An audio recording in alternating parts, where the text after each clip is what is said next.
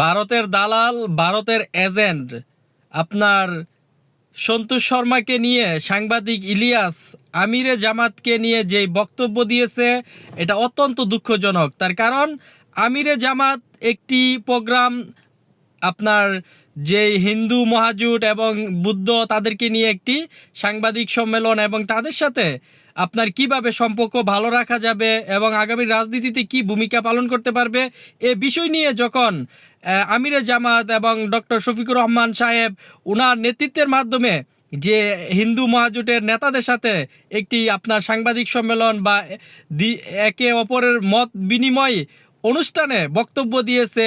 আপনার কালবেলার প্রধান। এই কালবেলার প্রধান আপনার যে ভারতের দালাল, রয়ের দালাল, তার ভিডিও এভিডেন্স কিন্তু রয়েছে, এটা অভিযোগ, কিন্তু এটা এখনো প্রমাণিত হয় না, আইনগতভাবে আপনার বিচারের সম্মুখীন করতেছে না কালবেলার এই প্রধান। এবং আমরা বলতে চাই সাংবাদিক ইলিয়াস ভাই যে বক্তব্য দিয়েছে আমিরে জামাতকে নিয়ে, এটা অত্যন্ত দুঃখজনক এবং এটা বাংলাদেশের রাজনীতিতে ডক্টর আমিরে জামাতের প্রতি অবিচার হয়েছে। অতএব আমরা চাই যে সাংবাদিক ইলিয়াস যে বক্তব্য দিয়েছে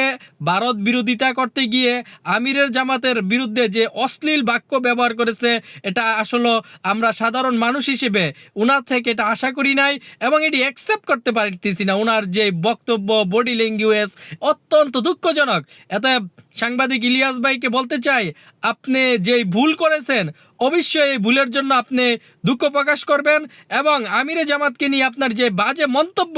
এটা আসলে আপনার মুখে এটা যায় না, কিন্তু এত আবেগ ইমোশন নিয়ে আপনি ভারত বিরোধিতা করতে গিয়ে আমিরে জামাতকে নিয়ে যে বক্তব্য দিয়েছেন, এটা অত্যন্ত দুঃখজনক। আমরা